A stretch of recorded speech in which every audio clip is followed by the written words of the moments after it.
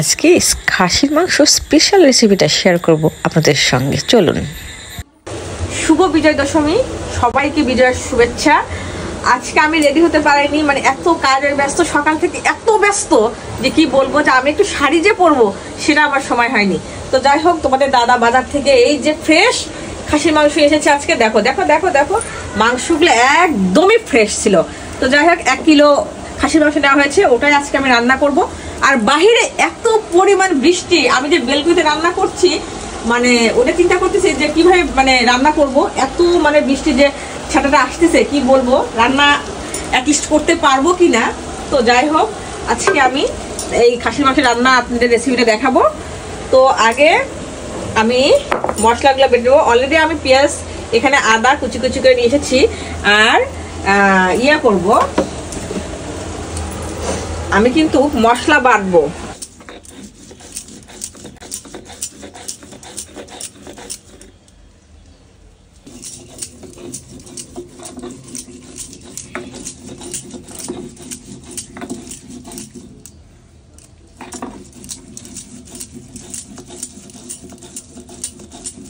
হয়ে গেছে বাটা, আর বেশি বাটবো না, আমার হাত জ্বলছে অলরেডি।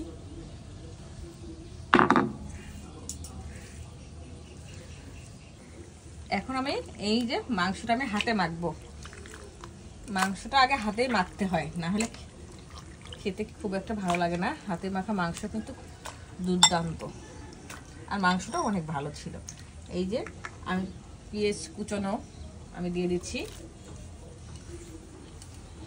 আর এই তো এখানে লঙ্কা বাটা, আর এখানে আমি এই যে রসুন, গোটা গোটা রসুন দিয়ে দিব।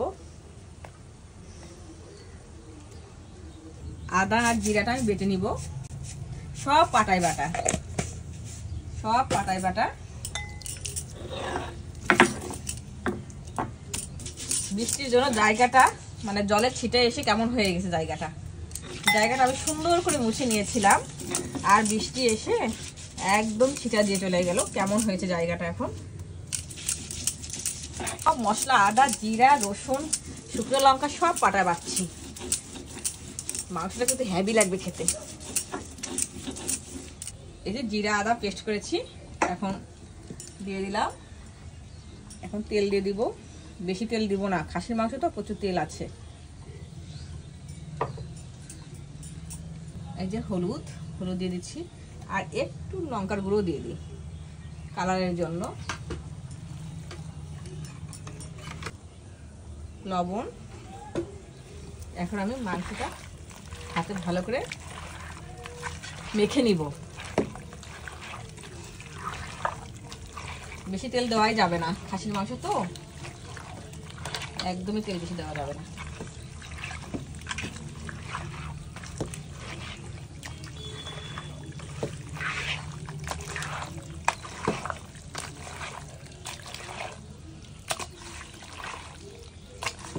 ওটা আমি আগেই রসুনগুলো এই যে এরকম করে আমি ছিঁড়ে ছিঁড়ে দিয়েছি, একটু গোটা গোটাও দিয়ে দিলাম। একটু হাত ধোয়া জল দিয়ে দিই,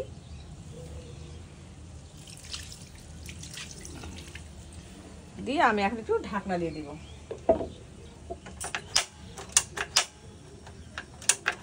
কাঁচামরিচ কটা দিয়ে দিচ্ছি।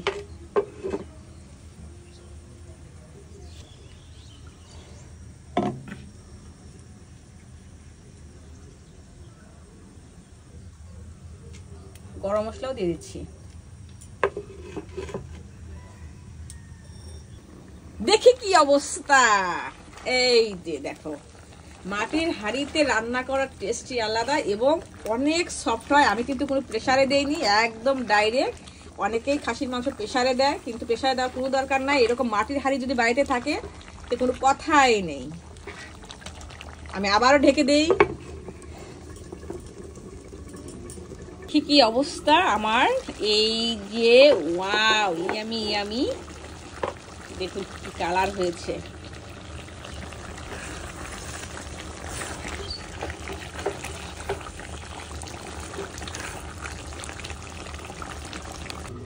আমার কিন্তু রান্না হয়ে গেছে। এই যে কেমন হয়েছে একটু আপনাদেরকে দেখাই কেমন হয়েছে।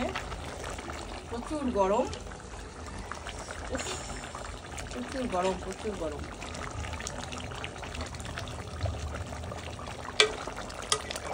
এই যে দেখেন একদম ধোয়া উঠছে। আজকে কষা কষা খাসির মাংস হচ্ছে, সেটা পুরো রেসিপি আপনাদের সাথে শেয়ার করব। কেমন করে এরকম করে মাটির কড়াইতে কষা কষা মাংস, উফ দারুণ দারুণ দারুণ, এই যে টেস্টি টেস্টি। আমার কিন্তু রান্না শেষ হয়ে গেছে, আমি অলরেডি রেখে এসেছি। তো আমি একটা খেয়ে দেখি কেমন হয়েছে। তো এই যে রসুনটা দিয়েছিলাম, এই রসুনটা জাস্ট ওয়াও, মনে হয় যে মধু মধু। আর এই যে মাংসটা, উফ দেখে দেখো।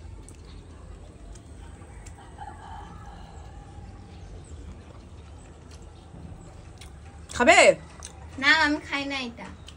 তুমি কি বুঝবা?